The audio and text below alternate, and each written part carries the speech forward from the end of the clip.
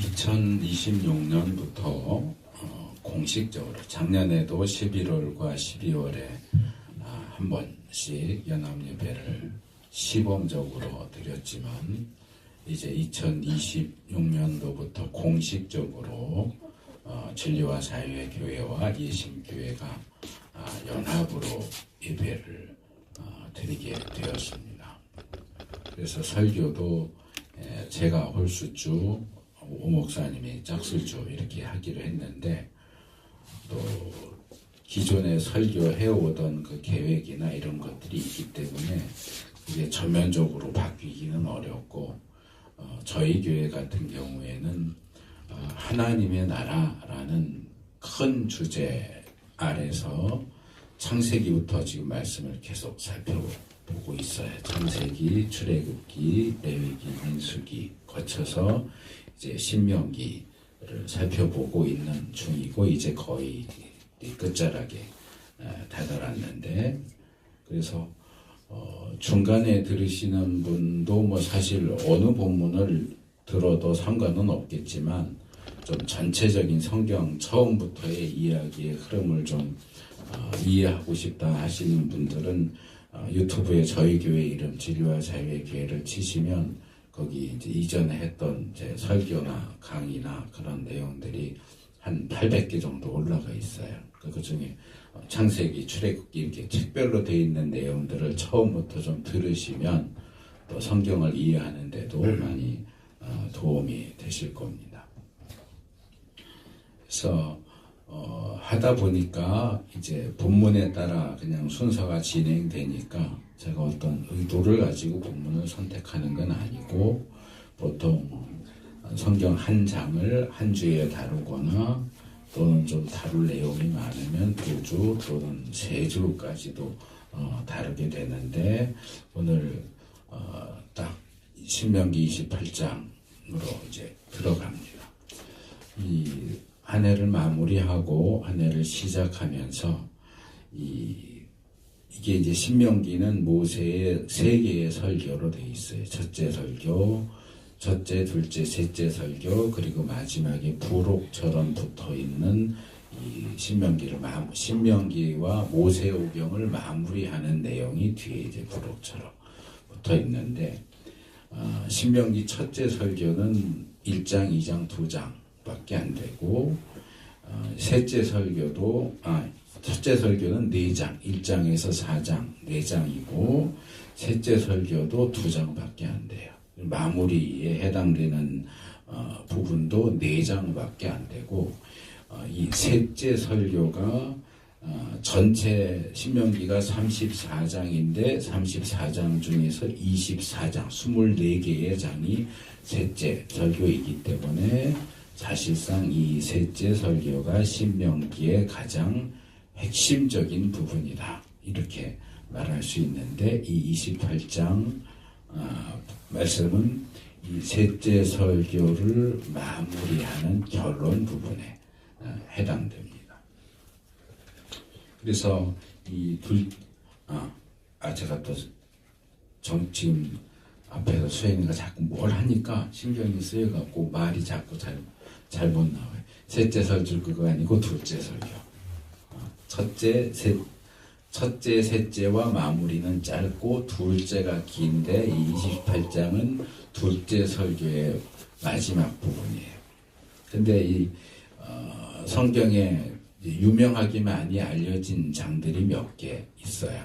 그 중에 대표적인 게 신명기 28장 축복을 다루고 있는 장이죠. 로마서 8장 성령을 다루는 성령장, 고린도전서 15장 부활장, 특별한 주제를 다루는 몇 개의 장이 유명한데 그 중에 아마 가장 유명한 게 이 신명기 28장일 것 같아요. 근데 의외로 이 신명기 28장이 다루는 내용들을 정확하게 알지 못하시는 것 같아요. 왜냐하면 신명기 28장은 복만 다루는 장이 아니에요. 복만 다루는 장이 아니라 복보다 한 4배 정도 많은 분량이 저주를 다루고 있어요. 60절이 넘는 꽤 긴 장인데 그 중에 복을 다루는 절은 14절인가 정도밖에 안 되고 나머지 제일 마지막 절까지는 다 저주를 다루는 내용이에요. 그래서 제가 오늘 설교 제목도 그렇게 잡았지만 복과 저주, 생명과 죽음. 복과 생명도 다루지만 저주와 죽음도 함께 다루고 있는 장이 이 신명기 28장입니다. 그래서 한 해를 마무리하고 새해를 시작하면서 우리가 복과 생명을 누리는 선택을 할 수 있으면 좋겠다. 그 결단을 할 수 있기를 바라면서 한 2번 정도에 걸쳐서 이 신명기 28장 말씀을 다루려고 합니다. 먼저 신명기 28장을 좀 전체적으로 정리를 하면 일단 신명기라고 하는 책은 출애굽한 세대가 광야 40년 생활을 거쳐서 1세대가 다 죽고 2세대, 그러니까 출애굽할 때 20살이 넘지 않았던 20살 이하의 아이들 또는 광야에서 태어난 출애굽 2세대만 남은 상태에서 이 40년 광야 생활 끝에 모압 평지, 요단강만 건너가면 이제 약속의 땅에 들어갈 수 있는 모압 평지에 잠깐 머물렀을 때 그 출애굽 2세대를 향해서 모세가 출애굽부터 광야 생활을 거쳐서 지금 모압 평지에 이르게 된 모든 과정들을 정리하고 요약하고 해석하고 앞으로 가나안 땅에 들어가면 어떻게 살아야 할지를 설교하는 내용입니다. 그래서 보통은 그냥 쉽게 첫째 설교는 과거를 이야기하고 둘째 설교는 현재를 얘기하고 셋째 설교는 미래를 얘기한다. 이렇게 설명을 하기도 해요. 그래서 이 가나안 입성을 앞둔 출애굽 2세대를 향해서 과거의 출애굽 역사와 이스라엘을 향한 하나님의 계획이 어떠한 것이며 그 하나님의 계획 속에 있는 이스라엘이 앞으로 가나안 땅에 들어가서 어떻게 살아야 하는지를 반복적으로 이야기를 합니다. 그래서 그 이야기의 가장 큰 대목인 둘째 설교를 마무리하면서 아주 현실적인 이야기를 하는데 순종을 통해서 복과 생명을 누리겠느냐. 이게 앞단락 1절에서 14절이고 불순종해서 저주와 죽음을 맞이하게 될 것이냐. 15절에서 68절까지 긴 내용을 두 가지로 제시하는 겁니다. 그래서 복과 저주, 생명과 죽음 이렇게 둘로 딱 나눠져요. 우리가 그냥 생각할 때 여기 복이 있고 여기 저주가 있고 여기 생명이 있고 여기 죽음이 있으면 뭘 선택하겠어요? 당연히 복을 선택하지 저주를 선택하는 사람은 없을 거예요. 누가 생명을 선택하지 죽음을 선택하겠어요? 그런데 이어지는 이제 모세가 죽고 여호수아가 지도자가 돼서 요단강을 넘어서 가나안 땅에 들어가서 전쟁하고 정복하고 땅을 나누어 갖고 사사시대를 거쳐서 왕정시대로 가는 구약의 역사를 쭉 살펴보면 결과적으로 이스라엘은 복이 아니라 저주를 선택했다. 생명이 아니라 죽음을 선택했다 하는 겁니다. 그것이 이미 기록되어 있는 이스라엘의 역사예요. 도대체 왜 이스라엘은 복이 아닌 저주를 선택을 했을까? 왜 생명이 아닌 죽음을 선택해서 결국 나라가 망하고 쫓겨나게 되었을까? 그것을 가장 근원적인 부분에서부터 설명하고 다루는 내용이 이 신명기 28장. 이 신명기 28장의 내용은 설교이면서 사실 어느 정도는 예언 같은 내용이기도 해요.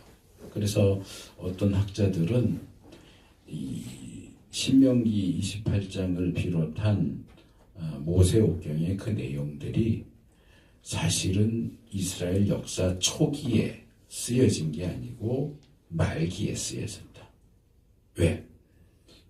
대표적인 예로 이 신명기 28장에서 얘기하는 그 저주들이 이스라엘 실제 역사 속에서 거의 다 문자 그대로 이루어졌어요.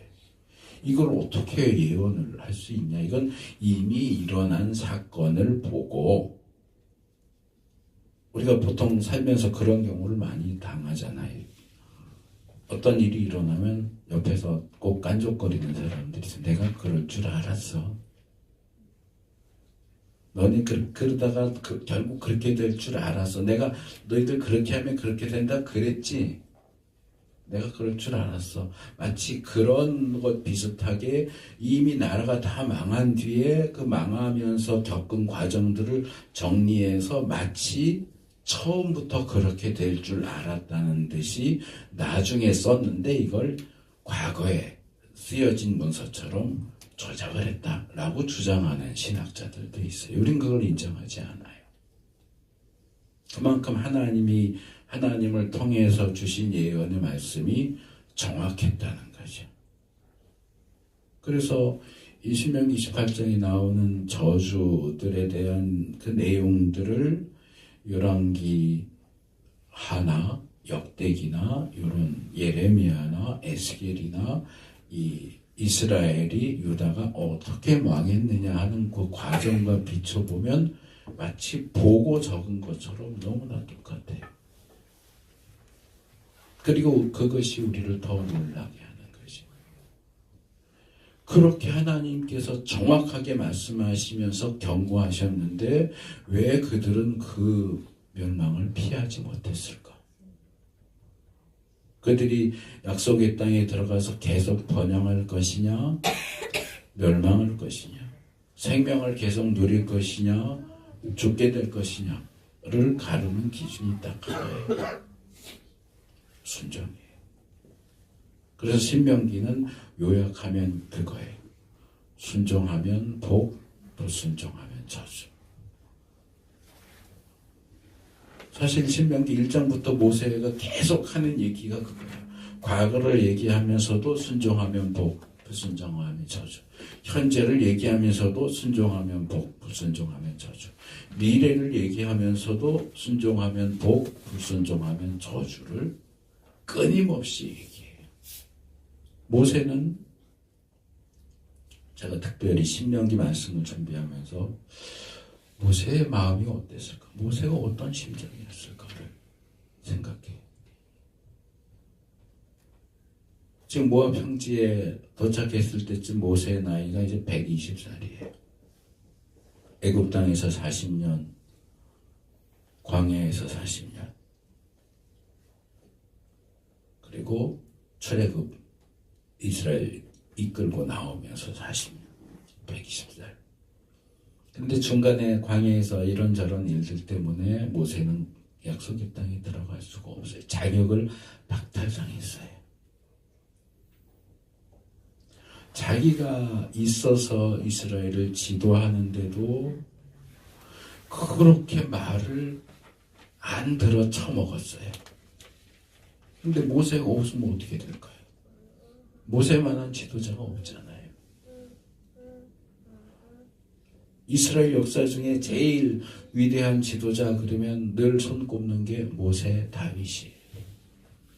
모세만한 사람이 없어요. 여호수아가 물론 그 다음에 그 역할을 참 잘해줬지만 여호수아하고 모세는 성향이 달라요, 전혀.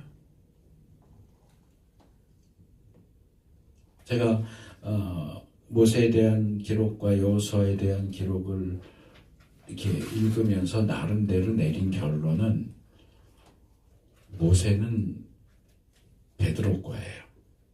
이렇게 뭐라 그럴까, 외향적이고 남성적이고 막 마음에 안 들면 야! 막 이러고 그런 사람이에요.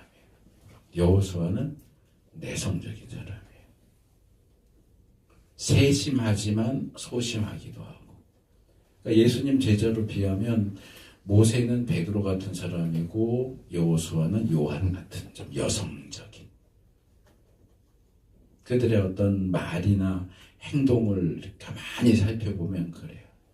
그러니까 지도 스타일이 완전히 정반대인 거죠. 그러니까 모세 입장에서는 얼마나 걱정이 되겠어요.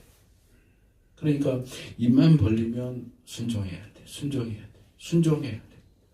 그 얘기를 계속 하는 거예요. 근데 앞에서는 순종해야 돼, 순종해야 돼를 하는데 28장에서는 뭐라고 얘기해? 너희들 순종해야 복받아. 불순종하면 다 망하는 거야. 다 죽는 거야. 순종하면 좋고 안 하면 말고가 아니고 순종을 하면 좋지만 순종하지 않으면 다 죽어.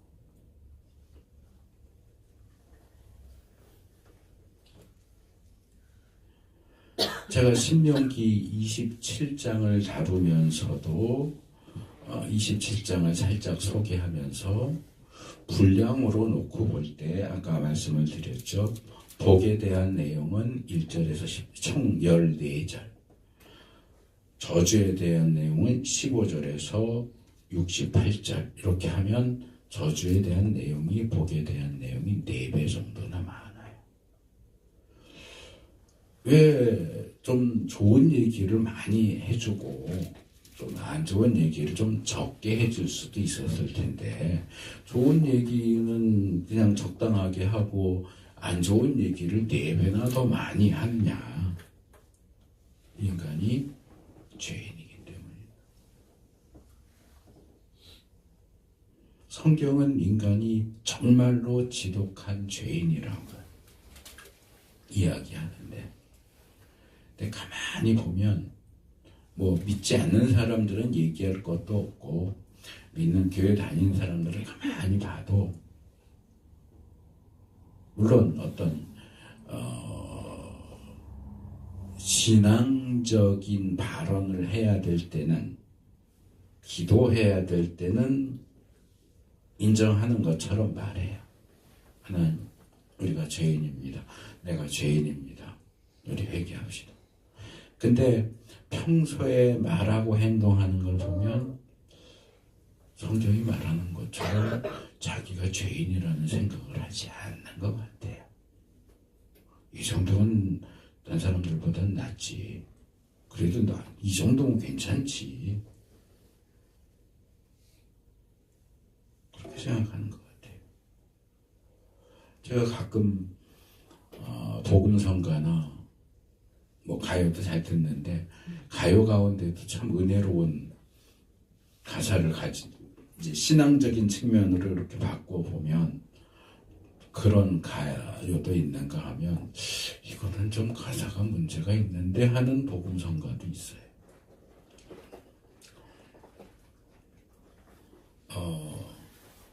이런 복음성가, 이게 뭐 복음성가가 문제가 있다는 얘기는 아닌데, 당신은 사랑받기 위해 태어난 사람이라는 복음성가가 있지. 이게 워낙 많이 부르니까 일반 드라마에도 그 노래가 종종 뭐 드라마나 예능 같은 데도 이게 가끔 이제 기독교적인 부분은 살짝 빼고 나올 정도로. 왜? 그만큼 듣기 좋은 얘기잖아요. 사랑받기 위해서 태어났다는데 얼마나 듣기 좋은 얘기예요. 물론 그 가사, 그 내용이 아주 틀린 건 아니에요. 믿는 우리는 하나님의 사랑의 대상이고 하나님은 자신을 닮은 존재로 인간을 만드셨잖아요. 그래서 타락한 인간일지라도 그들을 사랑하셔서 독생자를 보내서 죽게 하실 정도로 사랑의 대상으로 여기신 것은 맞아요. 그런데 다른 방향에서도 좀 생각을 해야 되는 것이, 정말 하나님은 우리가 사랑스러워서 사랑스러운 존재라서 그렇게 사랑하시는 걸까? 대표적으로 바울은 로마서 5장에서 하나님이 우리를 사랑하셨다는 얘기를 계속 반복하는데 하나님께서 어떤 우리를 사랑하셨는지를 여러 개로 다르게 표현을 해요. 예를 들어서 6절은 하나님이 우리가 약할 때 사랑하셨다. 강해서 사랑한 게 아니고 약한 데 사랑하셨다. 8절에서는 하나님이 우리가 의인이어서 사랑하신 게 아니고 죄인인데도 사랑하셨다. 10절에서는 우리가 하나님의 원수인데도 사랑하셨다.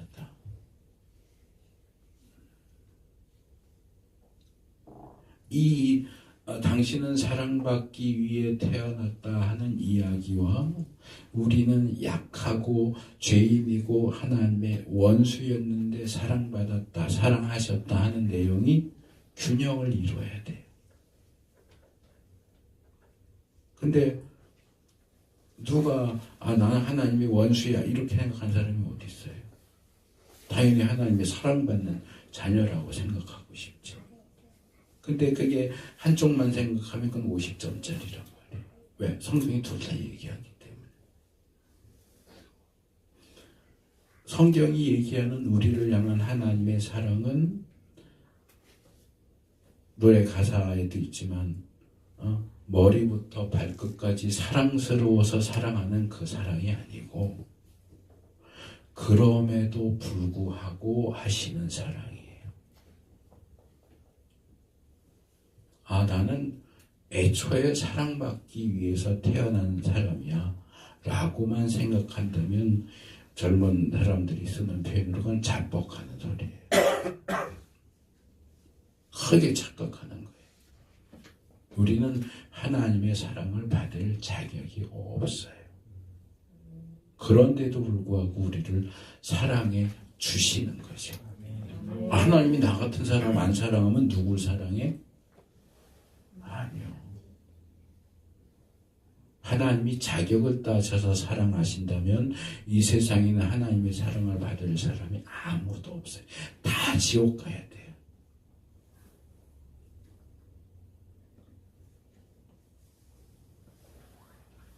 그런 점에서 신명기 28장을 보면 거기에 나오는 저주 항목은 사실은 우리가 어떤 존재이고 어떤 모습인지를 보여주는 내용이고 거기 짧게 나오는 복에 대한 항목은 하나님이 우리가 그렇게 되기를 바라시는 모습, 희망사를 담은 내용이다.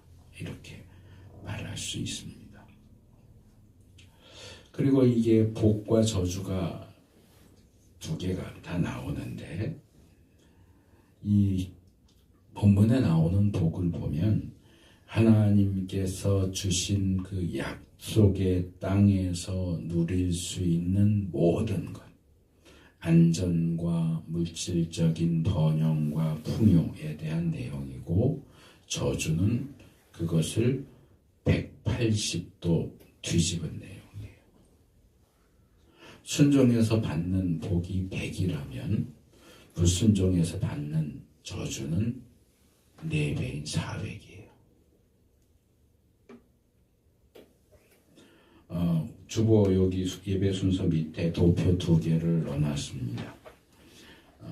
먼저 이 성김은 교수가 만들어 놓은 축복과 저주의 요소들이라고 하는 게 있는데 A부터 J까지 쭉 항목을 양쪽으로 비교를 해놨어요.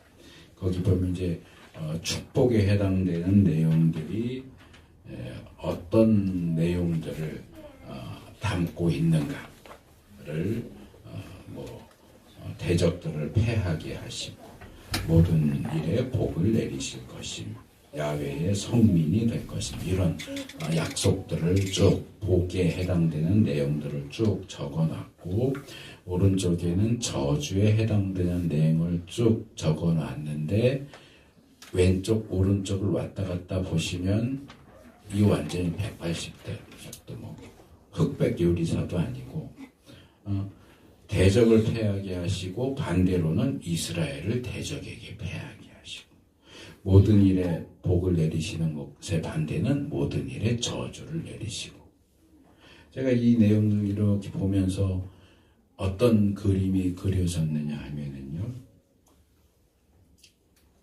복은요 온갖 그 맛있는 과일들을 종류별로 다 담아놓은 대형 과일 바구니 같다. 물질적인 복, 건강의 복, 성공의 복 이런저런 복들을 다 담아놓은 정말 하나도 빼놓지 않고 다 담아놓은 대형 과일 바구니와 같다. 저주는 이 과일 바구니를 시궁창 있는데 아니면 우리 어렸을 때 재래식 변소 있죠. 부세식 똥통에 가지고 가서 확 뒤집어 쏟아버리는 거예요.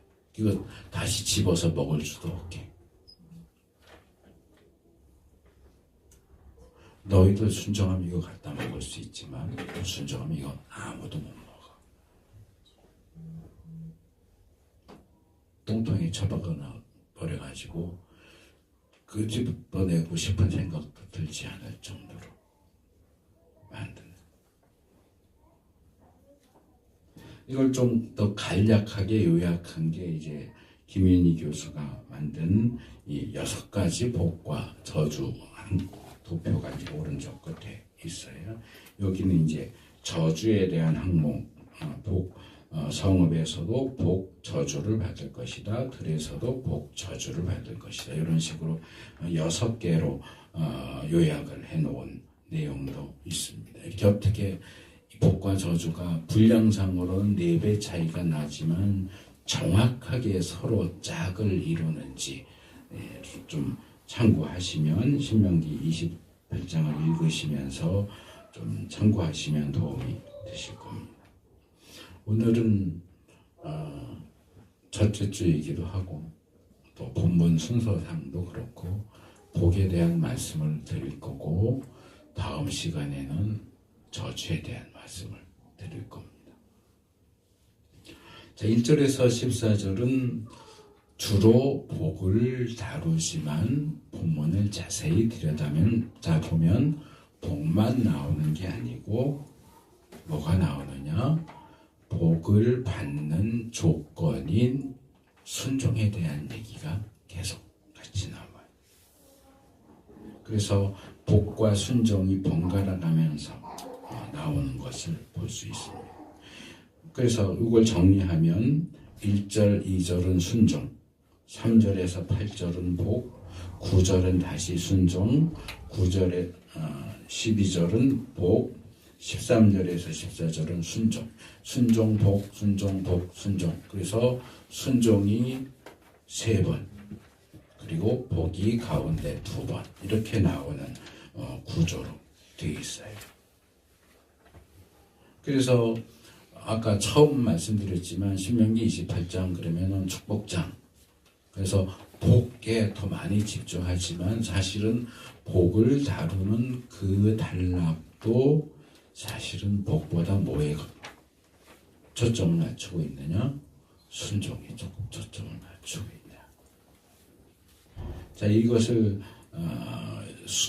순종에 대한 부분과 복에 대한 부분으로 나눠서 말씀을 드리겠습니다.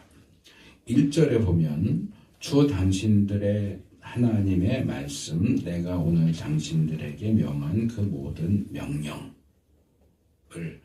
먼저 지목하고 그것을 귀담아 듣고, 그냥 듣고가 아니고 귀담아 듣고 주의 깊게 지키면, 그냥 지키면이 아니고 주의 깊게 지키면, 그러면 주 당신들의 하나님이 당신들을 세상의 모든 민족 위에서 위에 뛰어나게 하실 거. 그래서 순종하고 복이 딱 앞뒤가 아구가 맞춰서 나와요.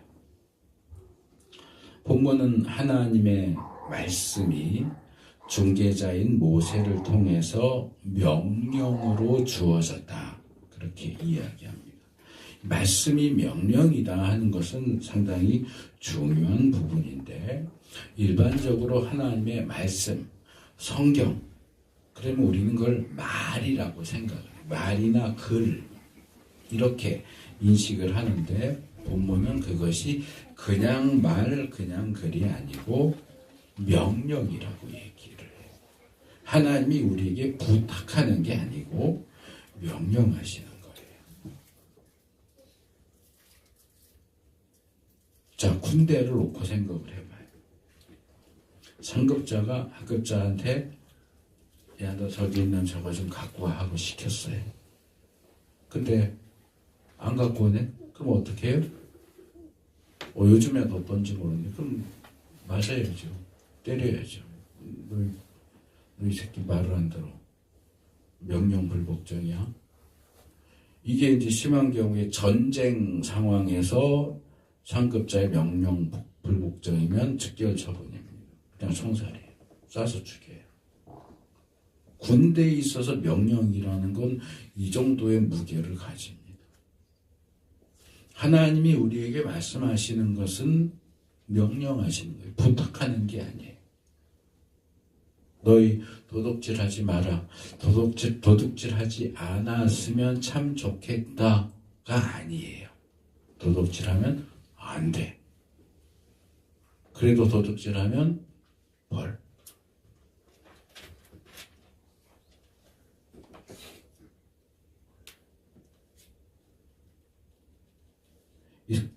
예수님에게 사랑하는 종을 치료해달라고 부탁했던 백부장이 그런 말을 했어요. 마태복음 8장 8절 9절에서 저희 집에 오실 필요 없어요. 말씀만 하세요. 말씀만 하시면 저도 군인인데 제 부하에게 말하면 그 말한 대로 할 거라고 생각합니다. 예수님도 말씀만 하시면 말씀하신 대로 될 겁니다. 안 오셔도 굳이 안 오셔도 됩니다. 그게 믿음이에요.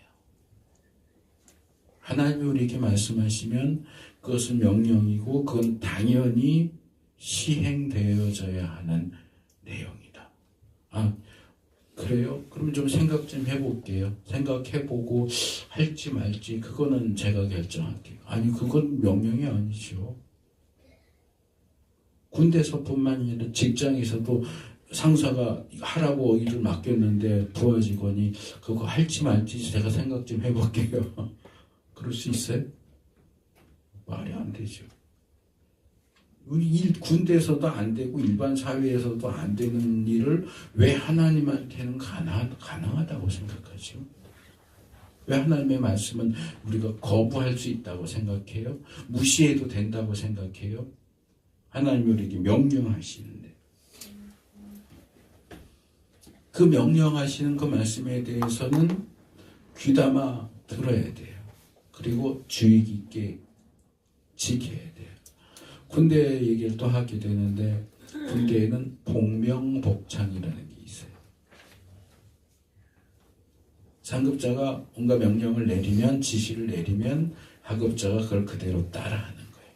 왜냐하면 내가 여기 너 12번 그랬는데 12번을 11번으로 들을 수도 있고 14번으로 들을 수도 있잖아요. 그러니까 내가 한 말을 제대로 들었는지를 확인하기 위해서 내가 12번 그러면 그쪽에서도 12번 그렇게 말해야 내가 명령을 제대로 들었구나. 어디 가서 땅 파 그러면 어디 가서 땅 파. 똑같이 따라하는 거예요. 그러니까 주의 깊게 귀담아 듣고 주의 깊게 지키려면 어떻게 해야 돼요? 우리에게 주어진 그 말씀을 정말 대충 건성건성 듣는 게 아니고 정확하게 들어야죠.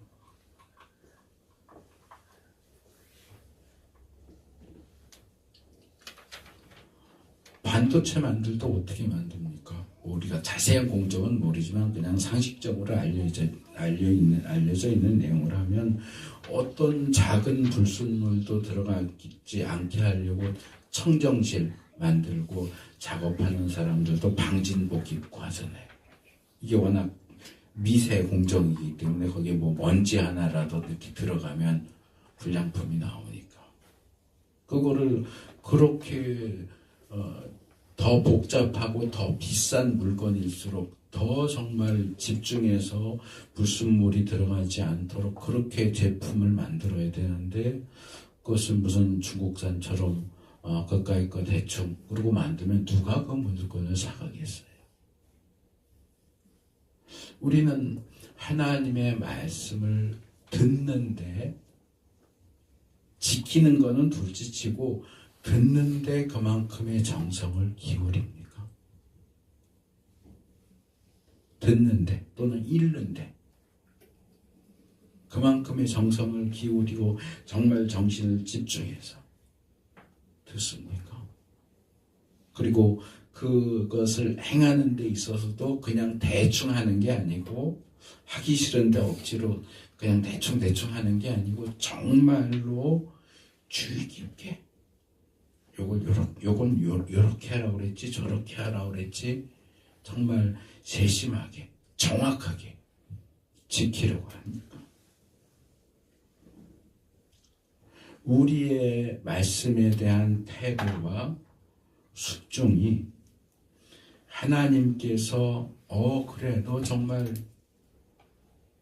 잘 듣는구나 주의 깊게 잘 듣는구나 너 정말 정확하게 제대로 내가 한 말을 행하고 있구나 라고 인정하시고 그 결과로 우리를 세계 모든 민족보다 더 뛰어나게 하실 만큼 그렇게 듣고 그렇게 지키느냐 말이죠.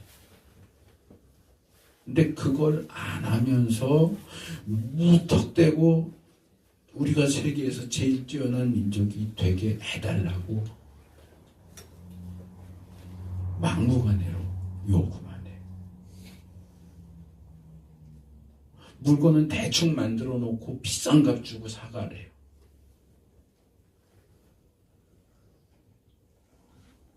한 번 쓰면 망가질 물건을 누가 비싼 값 주고 사가요?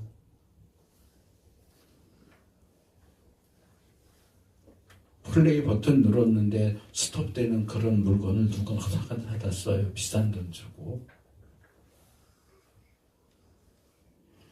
2절은 1절을 압축해서 당신들이 하나님의 말씀에 순종하면 이 모든 복이 당신들에게 찾아와서 당신들을 따를 것이라고 그래요. 순종하면 뭐 한다고요? 복이 우리를 졸졸졸졸 따라다닌대. 내가 귀찮아 이제 그만 따라와. 그래도 따라와요. 그런 삶 살고 싶죠. 복이 졸졸졸졸 따라다니는 삶. 내가 무슨 일을 해도 성공하고 돈 펑펑 들어오고 아프던 거 다 그냥 낫고 기도 한 번 하면 낫고. 근데 그게 어떻게 해야 복이 졸졸졸 따라다닌다고요? 순종해야. 순종해야 따라와요. 중간에 나오는 구절은 주 당신들의 하나님의 명령을 지키고 그 길로만 걸으면 주님께서는 당신들에게 맹세하신 대로 당신들을 자기의 거룩한 백성으로 삼으실 것이다.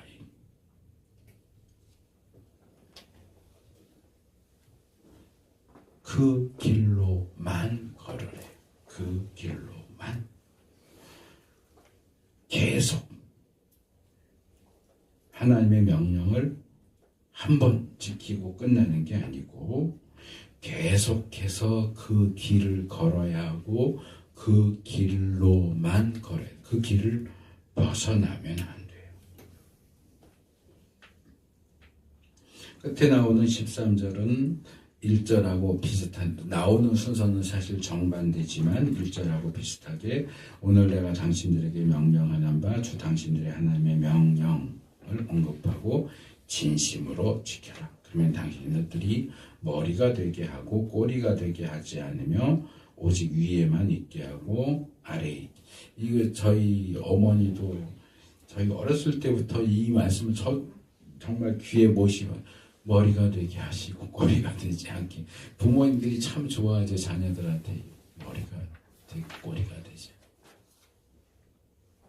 근데 뭘 해야 머리가 된다고요? 지켜야, 순종해야. 그리고 여기에는 현재를 강조하는 오늘 또 진심으로 이런 표현들이 덧붙여져요. 지금 여기에서 지금 당장 지키는 흉내만 내는 게 아니라 진심으로 지켜라. 진짜로 지켜라.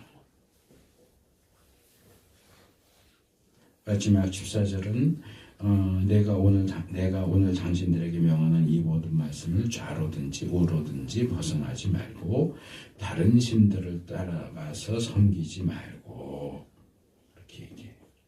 그러니까 9절에 나오는 그 길로만 걷는 것과 반대되는 상황을 얘기하는 거죠. 길을 좌로나 우로나 벗어나서 아예 다른 신을 찾아가서 섬기는 것. 근데 이제 우리가 구약을 얘기할 땐 주로 그렇게 단순하게 얘기해요. 하나님 제일 싫어하는 죄가 뭐냐? 우상숭배. 북이스라엘이 왜 망했느냐? 남유다가 왜 망했느냐? 우상숭배하다 망했다. 우상숭배는 뭐예요? 하나님 말고 다른 신을 섬기는 거죠. 하나님만 섬겨야 할 백성들이 하나님을 내팽개치고 다른 신을 섬겨요. 그러면 하나님이 그냥 놔두시겠어요? 그 길에서부터 좌로든지 우로든지 벗어난다. 종교를 예를 들자면 그 길이 정통 기독교라면 좌로든지 우로든지 치우치는 것은 이단, 사이비예요. 그리고 다른 신을 섬기는 건 타종교죠. 그래서 기독교를 살펴보면 시작은 그 길에서 시작을 했어요. 그 길을 걸어가다가 어떤 사람은 좌로 치우치고 어떤 사람은 우로 치우쳐요. 그래서 보니까 끝에 가서 보니까 달라요. 그게 이단이에요. 달을 이의 끝단이에요. 끝이 달라요. 처음 시작은 비슷해 보이는데 끝에 가서 보니까 다른 게 이단이고요. 사이비는 비슷한데 다른 게 사이비죠. 그래서 성경을 말한다 또는 성경을 가르친다. 이게 중요한 게 아니고 성경을 제대로 가르치는 게 중요한 거예요. 제가 아는 어떤 집사님이 어느 집회에 갔다 오시더니 되게 좋은 집회 갔다 왔다 그러면서 저보고 거기 교재를 한번 보래요. 왜 그분이 저한테 그 집회가 좋다고 얘기냐면 강사가 계속 성경 얘기를 한대요. 아니 성경 얘기를 어떻게 하길래요? 그리고 준 교재를 한번 쑥 훑어봤어요. 제가 이 부분은 좀 과격해지는 성향이 있어서 좀 제가 과격하게 얘기를 이렇게 개소리를 하고 있어요.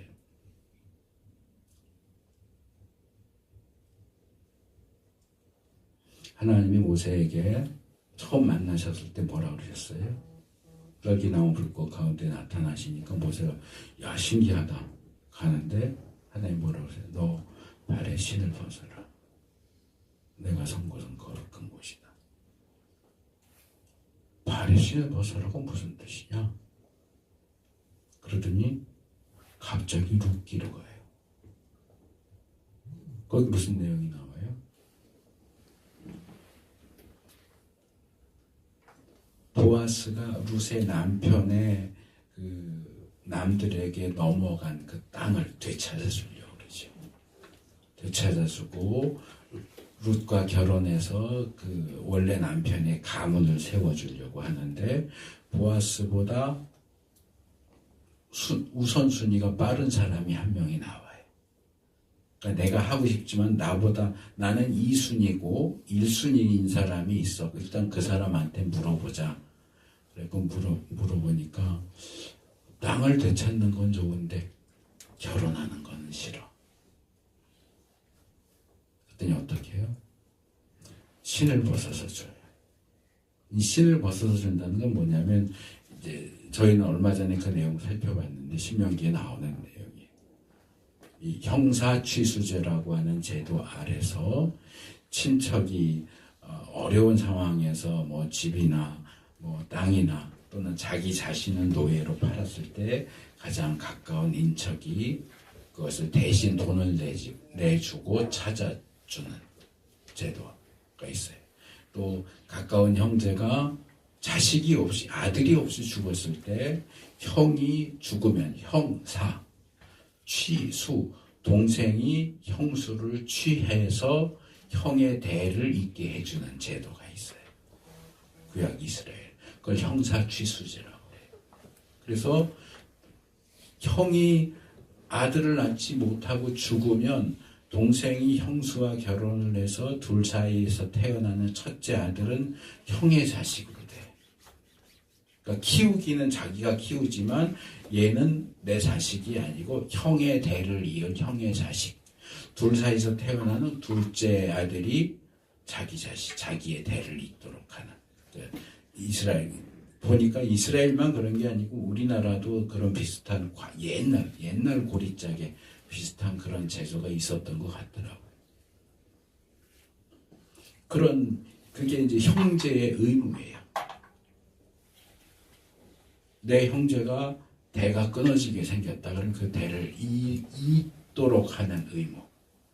물질적으로 어려워서 집이나 땅을 팔았다. 노예가 됐다. 그러면 여유가 있는 형제가 그걸 대신 값을 치러주고 자유를 얻고 땅을 되찾을 수 있게 해줘야 하는 의무. 누가 내 형제를 죽였다. 그러면 그 살인자를 쫓아가서 복수할 수 있는 의무 내지는 권리.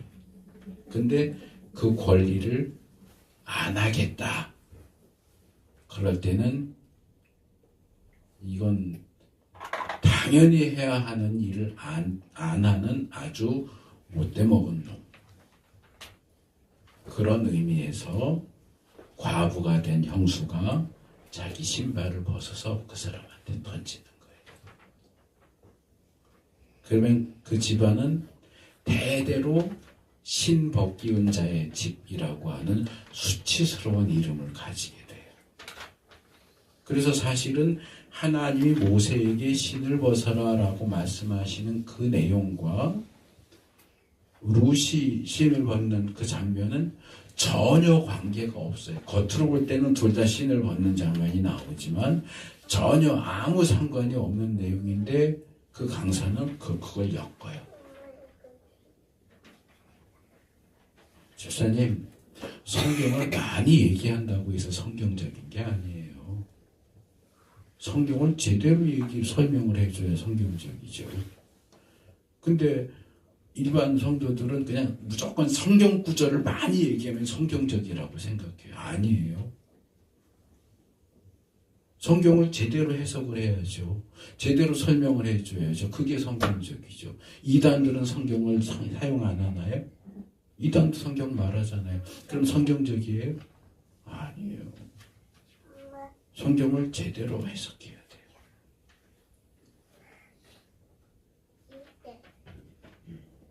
자, 복에 대한 내용은 간단하게 시간이 좀 많이 가서 말씀을 드리겠습니다. 이거는 그냥 아까 앞에서 제가 온갖 맛있는 과일을 다 하나도 빼놓지 않고 담아놓은 과일 바구니 같다 이렇게 말씀을 하셨는데, 일단 1절에 당신들을 세상 모든 민족 위에 뛰어나게 하신다. 이건 마지막에 나오는 13절과 짝이 되죠. 머리가 되게 하고 꼬리가 되지 않고 위에만 있고 아래에 있지 않게 하신다. 높아짐. 2절은 이 모든 복이 당신들을 찾아와서 졸졸 따라다닌다. 9절은 주님께서는 당신들에게 맹세하신 대로 당신들을 거룩한 백성으로 삼으신다. 그래서 기본적으로 복과 거룩한 백성이 되는 것도 복인가 하는 생각이 들 수 있지만, 사실은 거룩한 백성이 되는 게 가장 큰 복이에요. 우리는 복 그러면은 돈, 땅, 건강, 동양적으로 오복 이런 것 떠올리지만, 구약에는 그런 내용이 되게 많이 나와요. 근데 신약에 으로 넘어오면 복이 하나밖에 없어요. 에베소서 하늘에 속한 신령한 복. 하나님이 정말 우리에게 주고 싶으신 복은 하늘에 속한 신령한 복이에요. 근데 구약 시대에는 구약 백성들의 수준이 너무 낮아요. 유치원 수준이에요. 유치원 수준한테는 하늘에 속한 신령한 복 얘기해봐야 못 알아들어요. 그러니까 뭐예요? 과자, 사탕, 초콜릿 이렇게 얘기를 하는 거예요. 그게 땅, 장수, 많은 양떼, 많은 자식 이렇게 표현이 된 거예요. 근데 사실은 그게 주된 내용이 아니란 말이에요. 그거는 겉껍데기고, 정말 중요한 속 알맹이는 뭐냐? 하늘에 속한 신령한 복이에요. 그게 구약에 안 나오는 건 아니에요. 섞여서 나오기 때문에 구분을 해야 되는데, 그게 본문에 나오는 하나님의 거룩한 백성이 되는 거예요. 그게 제일 중요하고 제일 핵심적인 복이에요. 3절에 보면 복이 장소랑 연결되죠. 성읍, 들, 안과 박, 모든 것. 모든 장소와 관련해서도 복을 받고, 4절은 태와 자식, 땅과 열매, 집짐승의 번식, 소와 양의 새끼. 그러니까 사람이 됐든 곡식이 됐든 짐승이 됐든 이 자식, 곡식, 열매가 풍성하게 맺는 복. 그 다음에 5절은 농사 및 그 결과와 관련된 곡식 광주리와 반죽 그릇, 이 식량, 양식에 대한 복이죠. 6절도 장소를 언급하지만 이번엔 행동하고 연결이 돼서 들어와도 나가도. 그러니까 3절은 어디에 있든지 복을 받는다 이렇게 정리할 수 있다면, 6절은 어디를 가든지 복을 받는다. 3절에서 6절이 풍성함을 다룬다면 7절은 승리를 다룹니다. 이 당시에는 고대 세계잖아요. 약탈, 전쟁, 도둑, 산적 그런 것들이 많기 때문에 이 싸움이 잦았고, 이 싸움에서의 승리를 보장하는 내용. 8절은 다시 풍성함인데, 참고 당신들의 손으로 하는 모든 일, 그리고 그것이 주님께서 명하셔서 우리에게 오고, 주 당신들의 하나님이 당신들이 주시는 땅에서 당신들에게 복을 주셔서 가능하다 하는 그 복의 근원이 되시는 하나님을 강조합니다. 그리고 10절은 특이하게 이 땅의 모든 백성이 당신들을 두려워하게 될 것이다.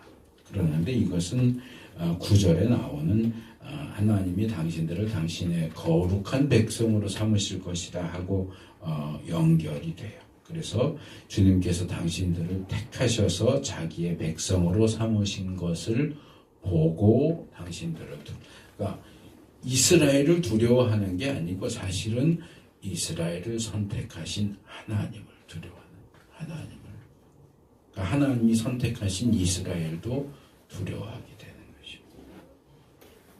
11절은 다시 풍성함으로 돌아와서 몸의 소생, 가축의 새끼, 땅의 소출이 풍성하게 해주신다.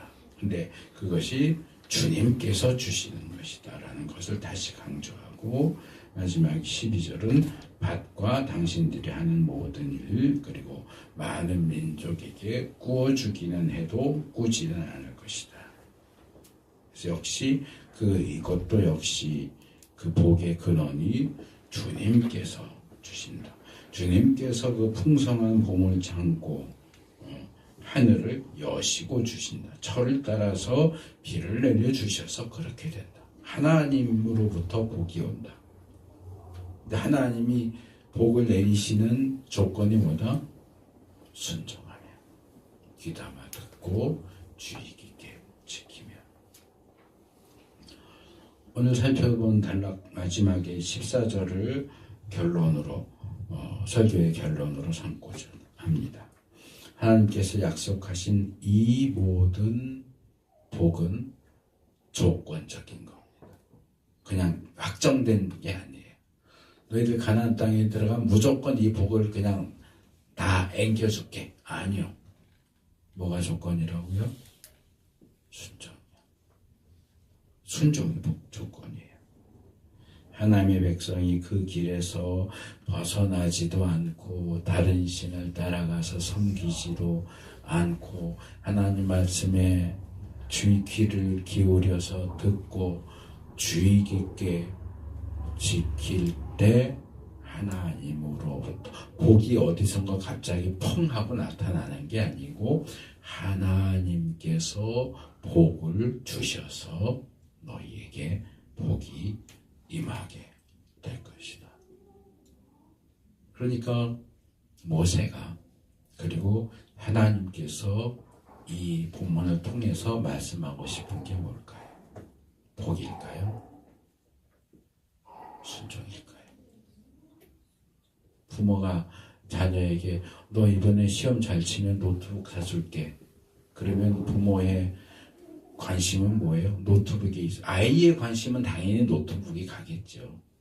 근데 부모의 관심은 좋은 성적이에요. 하나님이 너희들 순종하면 복 줄게. 그러면 하나님의 관심은 복에 있는 게 아니고 순종에 있어요. 우리의 관심은 복에 있지만 우리의 관심을 끌기 위해서 복을 이야기하시면서 순종을 얘기해요.